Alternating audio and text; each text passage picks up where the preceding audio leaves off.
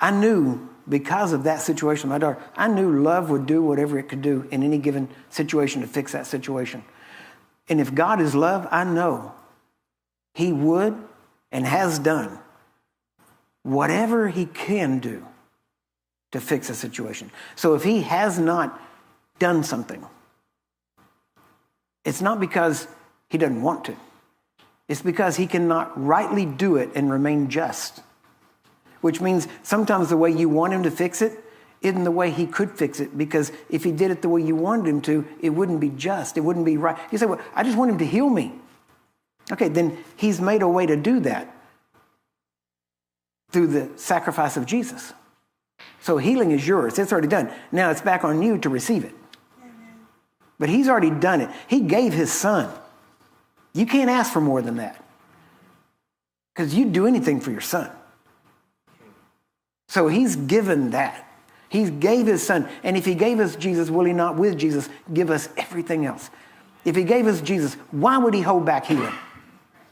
So he's not holding it back. So if he's not doing something the way you want him to do it, it's because the way you want him to do it is not what he couldn't do it that way and be just and righteous. So you have to look at it from his viewpoint. But first off, you have to understand who he is, that he is good, and you have to give him the benefit of the doubt and go, I know you would if you could. You say, well, but God can do anything. No, he can't. He can't lie. Isn't that right?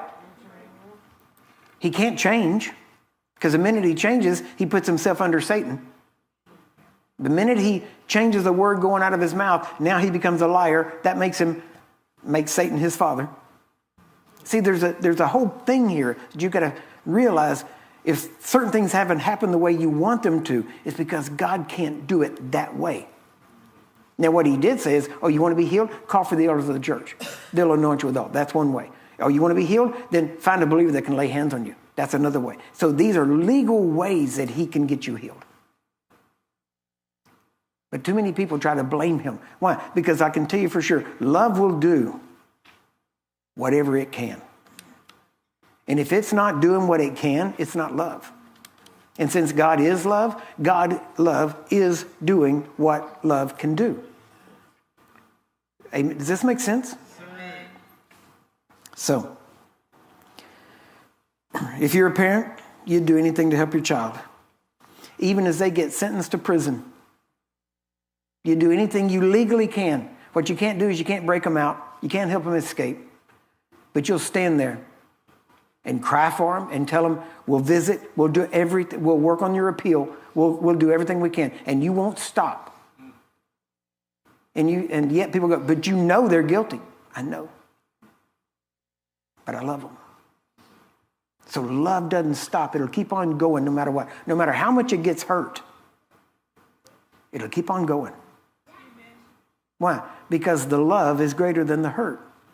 Why? Because hurt is of the devil and God is love.